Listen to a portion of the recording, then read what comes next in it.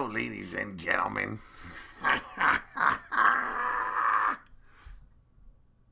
I'm Harry Hangdang. Guess what I'm doing?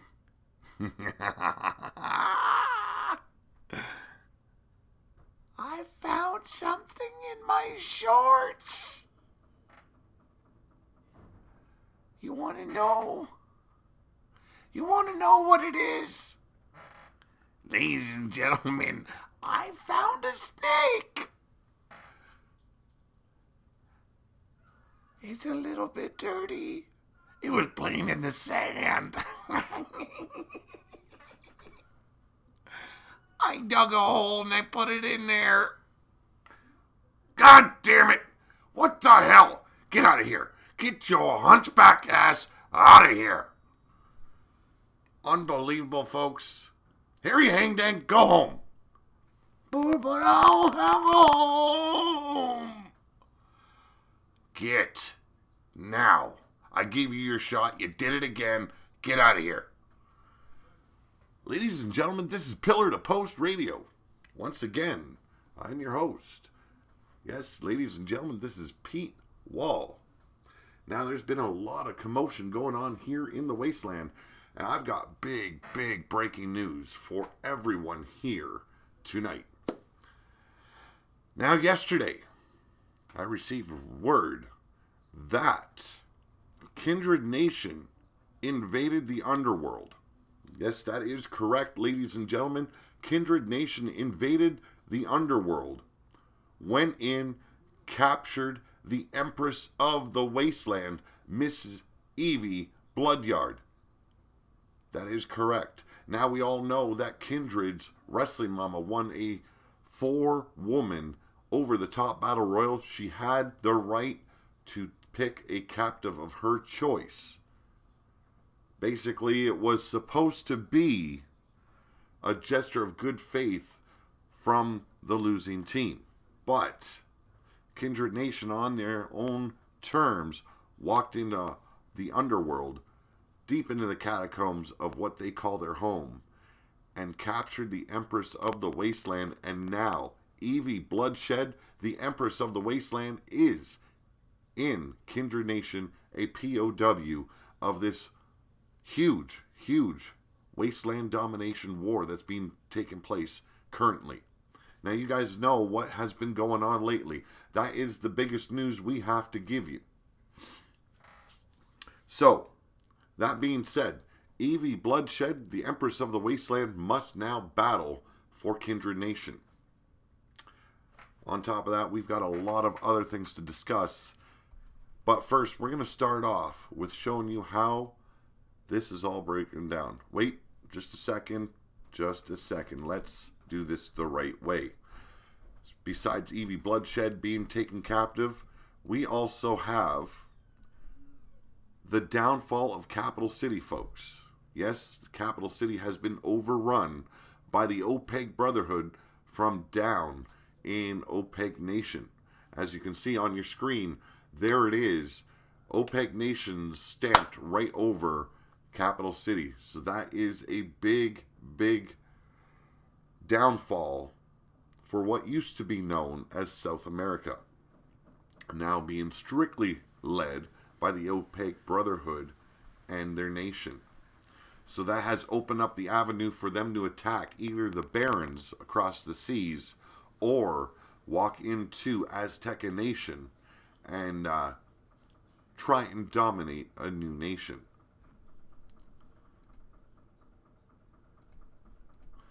Just give me a moment here, folks. We are getting things situated here. Also, another city that has suffered a huge downfall was New Sparta.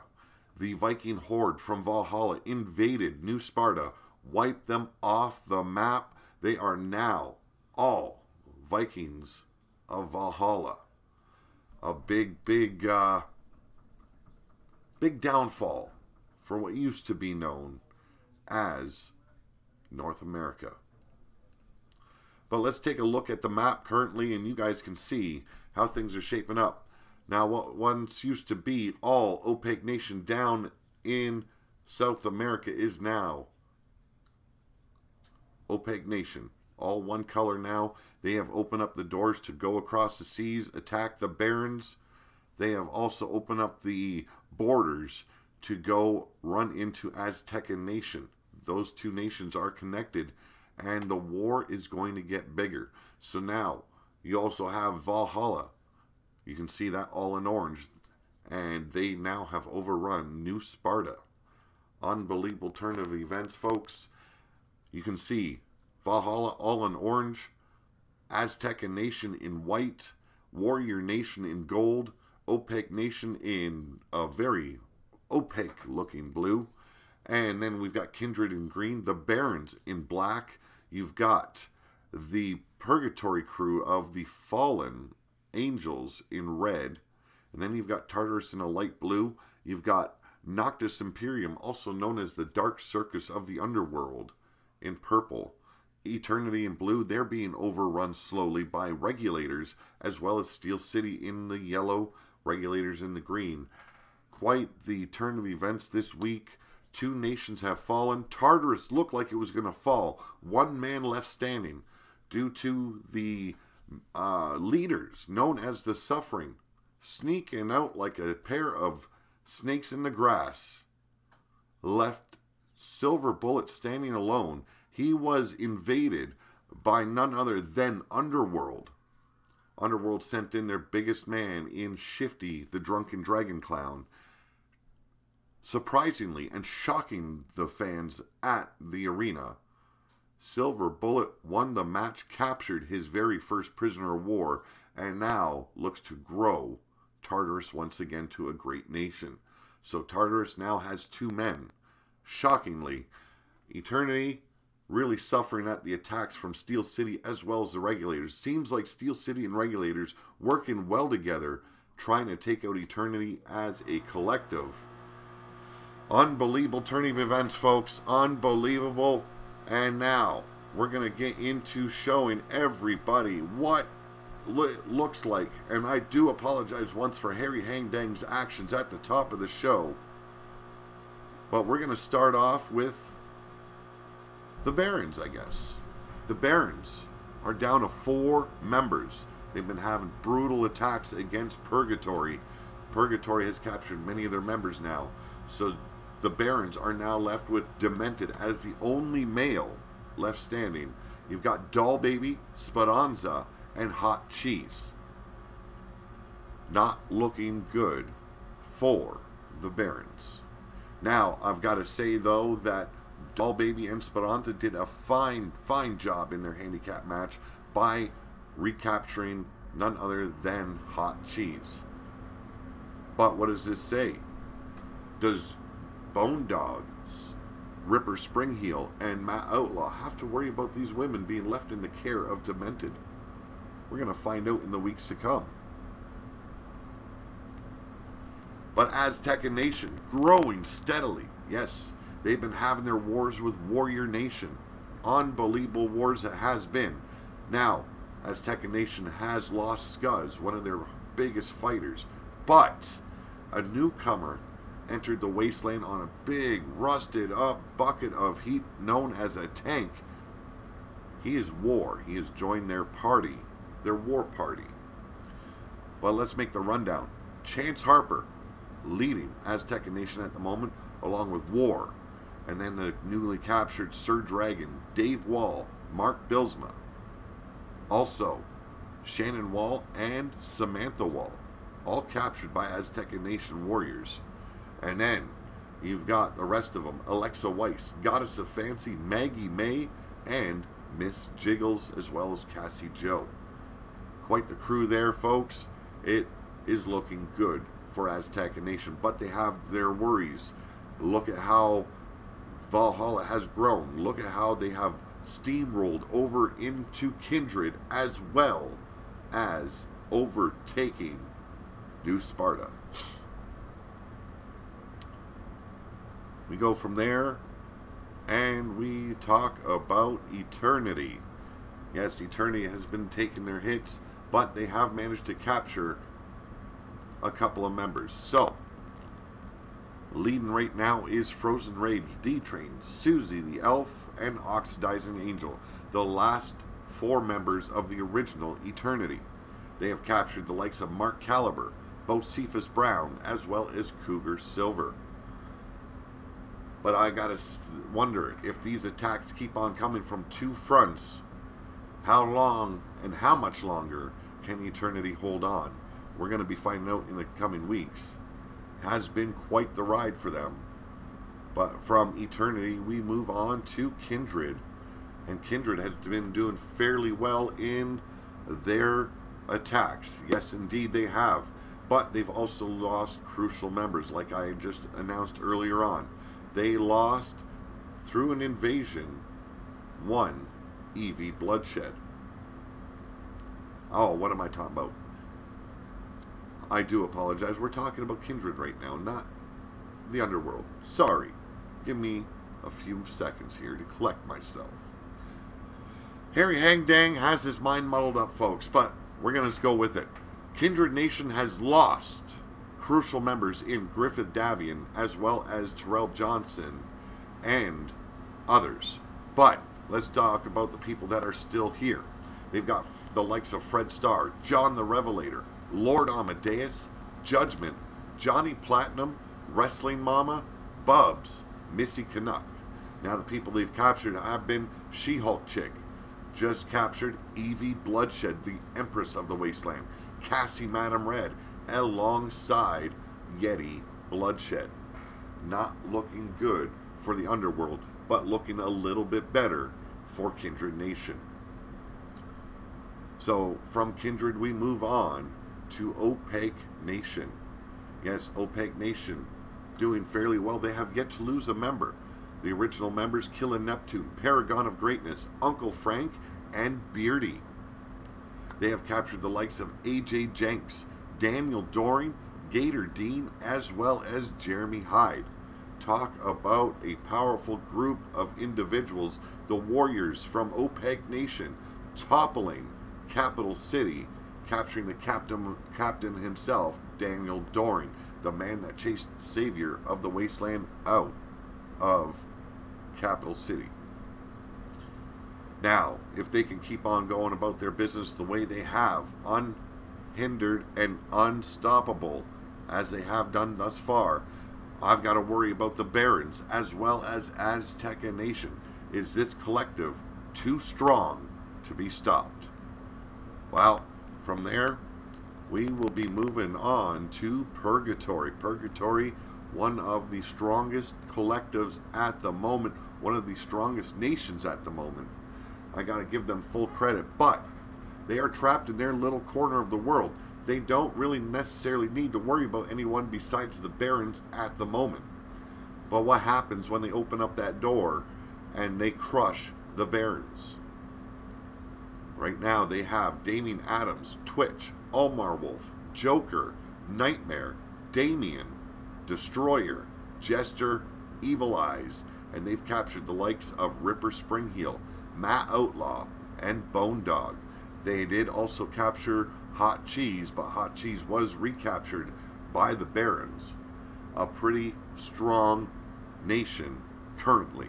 Let's see if they can hold that true as the weeks go on. Now, from Purgatory, we go all the way down to the Regulator territory, deep in the heart of No Man's Land. Now, they have been fairly successful, but they have taken their losses. They lost the likes of Bocephus Brown. They've lost the likes of Cougar Silver. But they have also captured the likes of Sophia Nightwalker. But let's go from the top. It is Cowboy John leading the Regulators in a battle. Danny Derringer, Redneck Avenger, Mrs. U-Taker, Raven, Anastasia, and like I said earlier, Sophia Nightwalker. Pretty strong nation currently, and if they keep on working alongside Steel City, I see big hopes of them escaping their little neck of the woods in the Wasteland. We go from there to, yes, the ruler of the Wasteland, Steel City Nation. Blaze McCoy is your ruler of the Wasteland, and There's a lot of people throwing stones at this man for the downfall, the break of peace in the Wasteland. But as you know, I myself seen one individual I have never seen in the Wasteland before, and that is one Rex Rapolsky, and we are still trying to find that little rascally son of a bitch to find out what he was doing inside the Steel City Summit. But that's for a later date. Right now we're talking about Blaze McCoy's crew, and that is Tyson Parker, Shmoo, Daddy Danger, Handsome Rick Race, and the new guy, yes, the POW of Steel City. It is Mordrin Nightwalker. Bad news for Eternity. Good news for Steel City. Now, from there, we're going to go all the way up to Tartarus. And we spoke about this earlier. He was the last man standing. His two captains walking out on him. Another one of their members captured earlier on in the war. Everything looked bleak for Silver Bullet, but he came through. Underworld sent their large, drunken dragon clown known as Shifty in to topple the giant known as Silver Bullet. Shifty just could not do it, could not lay down the monster that is Silver Bullet. So now, Silver Bullet, looking to rebuild Tartarus, now added Shifty to his nation. He's got a resident. Watch out, this man means business. And from Tartarus, we go all the way up to the Underworld. And yes, they started off as a huge, huge nation. But look at their numbers, how they have dwindled.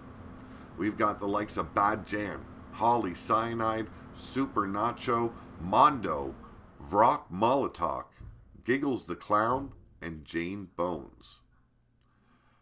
They've lost significant members, folks. She-Hulk Chick, Evie Bloodshed, Yeti Bloodshed, who knows who else. Unbelievable turn of events here for the Underworld. But I've got to talk about this crew right here, this nation. This nation known as Valhalla. The Vikings. What a collective they have proven to be. Now, they all have recently lost a member. The first member they have lost thus far.